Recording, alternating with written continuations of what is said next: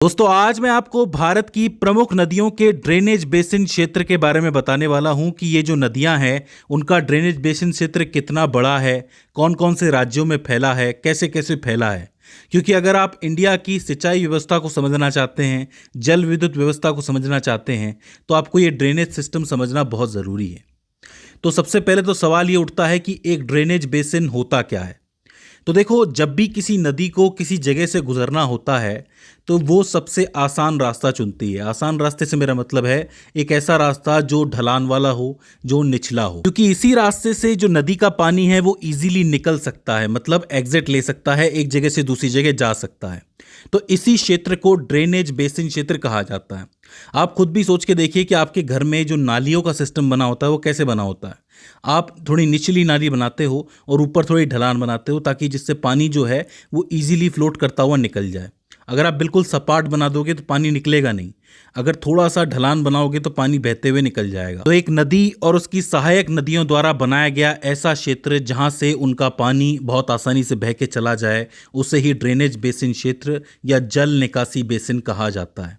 यहाँ पे ड्रेनेज का मतलब ये जल निकासी, पानी के निकलने का रास्ता। तो अब आपको समझ में आया कि एक बेसिन क्षेत्र क्या होता है जहां से पानी आसानी से निकल सके। अब अगर आप भारत की बात करोगे तो भारत में छोटी नदियां भी पाई जाती है, मीडियम साइज की नदियां भी पाई जाती हैं और बहुत बड़ी नदियां भी पाई जाती हैं जो सैकड़ों किलोमीटर तक बहती हैं। तो ऐसे में जो हर नदी का बेसिन क्षेत्र है वो अलग अलग साइज का होगा, अलग अलग शेप का होगा। आकार के आधार पर ही भारत के अंदर इस बेसिन क्षेत्र को 3 तरीके से वर्गीकृत किया गया है।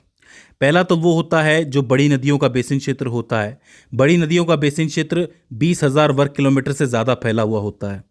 दूसरा आता है मध्यम नदियों का बेसिन, जो कि 2,000 से लेके 20,000 वर्ग किलोमीटर के अंदर फैला होता है, मतलब थोड़ा छोटा होता है। और एक होता है लघु नदी बेसिन, जो सबसे छोटा होता है, जो सिर्फ 2,000 वर्ग किलोमीटर तक ही फैला होता है, 2,000 से ज़्यादा नहीं जाता है। तो छोटी, उससे बड़ी और सबसे बड़ी नदियों के लिए अलग अलग बेसिन क्षेत्र हैं। इस लिस्ट की हम शुरुआत कर सकते हैं गंगा नदी के साथ, ऑब्वियसली, क्योंकि गंगा नदी जो है हमारे यहाँ की सबसे लंबी नदी है। गंगा नदी का बेसिन क्षेत्र भारत में 8,61,000 वर्ग किलोमीटर में फैला है। और अगर ओवरऑल बेसिन क्षेत्र की बात करोगे तो इसका बेसिन क्षेत्र 13,20,000 वर्ग किलोमीटर में फैला है, भारत के बाहर भी। लेकिन सिर्फ भारत की बात करोगे तो 8,61,000। इसके अंदर आपका उत्तराखंड भी आएगा, उत्तर प्रदेश भी आएगा, राजस्थान के हिस्से भी आएंगे। इसके अलावा हरियाणा, पंजाब, बिहार, पश्चिम बंगाल, झारखंड, छत्तीसगढ़ और मध्य प्रदेश के हिस्से भी आपको इसके अंदर देखने मिलेंगे।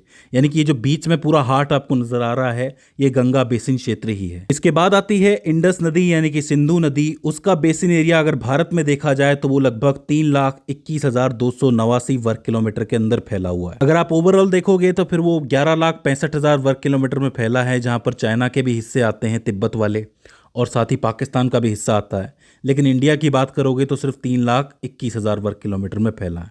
तो इसे आपको याद रखना है। इसके अंदर आपका पूरा जम्मू कश्मीर आ जाता है, लद्दाख के हिस्से आ जाते हैं, पंजाब का हिस्सा आ जाता है, साथ ही हरियाणा का थोड़ा बहुत हिस्सा आ जाता है और हिमाचल पूरा इसके अंदर आ जाता है। तो ये चीज़ आपको याद रखनी है। इसके बाद बात करें गोदावरी बेसिन की, तो ये 3,12,812 वर्ग किलोमीटर के अंदर फैला हुआ है। ये हिस्सा आपको नजर आएगा, जिसमें आंध्र प्रदेश, तेलंगाना, कर्नाटका और थोड़ा बहुत महाराष्ट्र भी आपको देखने को मिलेगा। तो इसका अर्थ ये हो गया कि जो दक्षिण भारत है उसके लिए बहुत ही इंपॉर्टेंट बेसिन है गोदावरी का। तो इसे आपको याद रखना है। गोदावरी के बाद कृष्णा की तरफ चलें तो ये भी बिल्कुल इसके पास ही है, 2,58,948 वर्ग किलोमीटर में फैला है।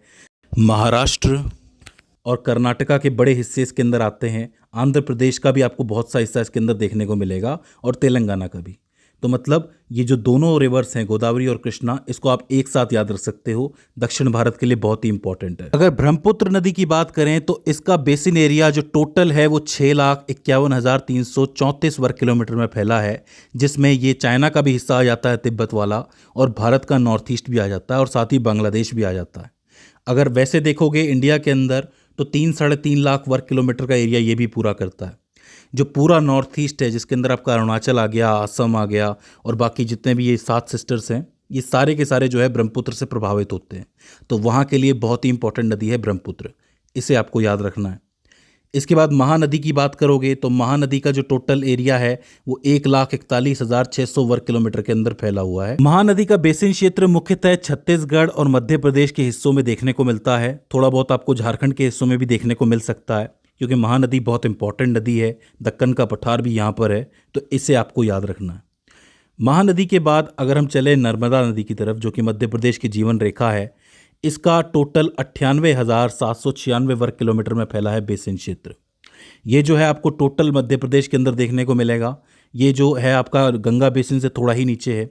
आप देख सकते हो ये पतली सी लाइन जो है वो गुजरात और मध्य प्रदेश को कवर करती हुई जाती है। इसके बाद बात करें कावेरी की, तो कावेरी लगभग 81,155 वर्ग किलोमीटर के अंदर फैली हुई है, मतलब इसका टोटल बेसिन क्षेत्र इसके अंदर फैला हुआ है। तमिलनाडु, केरल और कर्नाटक से बिल्कुल घिरा हुआ है कावेरी क्षेत्र, आप देख सकते हो, इसलिए वहां के लिए बहुत इंपॉर्टेंट माना जाता है, तो आपको याद रखना है। कावेरी के बाद अगर ताप्ती नदी की बात की जाए, जिसको तापी भी कहा जाता है, तो इसका बेसिन क्षेत्र आपको नर्मदा के ठीक नीचे देखने को मिलेगा। ये जो दोनों नदियां हैं ये समानांतर बहती हैं। गुजरात, महाराष्ट्र और मध्य प्रदेश तीनों जगहों पे ये बेसिन क्षेत्र फैला है और लगभग 65,145 वर्ग किलोमीटर में फैला है, तो इसे आपको याद रखना है।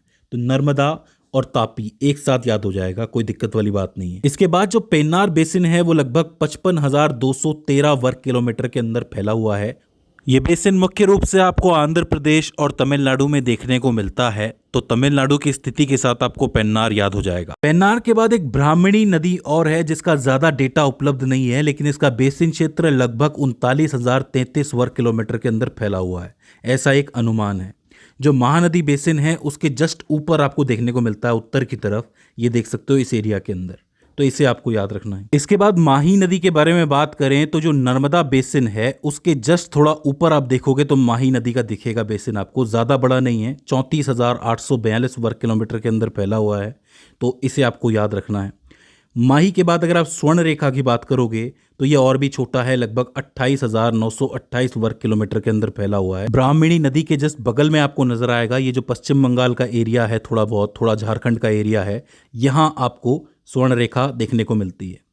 साबरमती नदी की बात करोगे तो ये तो आपको पता है गुजरात के अंदर मौजूद है और इसका जो बेसिन क्षेत्र है वो लगभग 21,674 वर्ग किलोमीटर के अंदर फैला हुआ है। माही नदी के बिल्कुल बगल में आप देख सकते हो खंबात की खाड़ी के पास है, ज्यादा बड़ा नहीं है क्योंकि खंबात की खाड़ी में जाती है ये नदी, तो इस चीज को आपको याद रखना है। एक मिजोरम के अंदर बराक नदी और बहती है, उसका एरिया थोड़ा क्लियर नहीं है, लेकिन आपको मिजोरम के एरिया में इसका भी थोड़ा बहुत बेसिन क्षेत्र देखने को मिलेगा, तो इसे भी आप नोट कर सकते हो। अब इसके अलावा ये जो बाकी जो हिस्से बचे हुए हैं जिनको रंगा नहीं गया है, ये हैं छोटी छोटी नदियों के, जैसे ऊपर की तरफ आपको नज़र आएगा इंडस के बगल में, यहाँ भी छोटी छोटी नदियाँ बहती हैं, और थोड़ी बहुत यहाँ पे आपको पश्चिमी घाट की तरफ नज़र आएगा, यहाँ भी छोटी छोटी नदियाँ बहती हैं, तो ये सारी जो है बेसिन क्षेत्र बनाती हैं। उतना बड़ा तो नहीं बनाती हैं लेकिन बनाती हैं। इन सब के बेसिन क्षेत्र को आप जोड़ोगे तो भारत का टोटल क्षेत्रफल निकल आएगा 32,87,697 वर्ग किलोमीटर। ध्यान रखने वाली बात है कि भारत की जो छोटी मोटी नदियां हैं उन सबका मिला के 7,11,833 वर्ग किलोमीटर होता है, सबका जोड़ के मैं बता रहा हूं आपको, तो वो सब जोड़ के होता है ये क्षेत्रफल, तो इसे आपको याद रखना। अच्छा, सबसे बड़ा बेसिन क्षेत्र किसका है? गंगा का है, याद रह जाएगा। सबसे छोटा याद रखना है तो किसका याद रखोगे? साबरमती का याद रख लो, लगभग 21,674, क्योंकि छोटी मोटी नदियों का याद रखोगे तो वो तो पूछेगा नहीं, साबरमती फिर भी इस लिस्ट के अंदर है तो पूछ सकता है, तो इसे आपको याद रखना है। तो दोस्तों कुछ इस तरीके से फैला हुआ है टोटल बेसिन क्षेत्र अलग अलग नदियों का। आई होप अब आपको समझ में आ गया होगा और इस वीडियो से आपने कुछ ना कुछ नया ज़रूर सीखा होगा। अगर इसके बाद भी इस वीडियो के अंदर आपको कोई क्वेरी आती है, कोई दिक्कत आती है, तो आप हमें कमेंट सेक्शन के अंदर बता सकते हैं। तो दोस्तों आज की इस वीडियो के अंदर बस इतना ही। See you in the next one.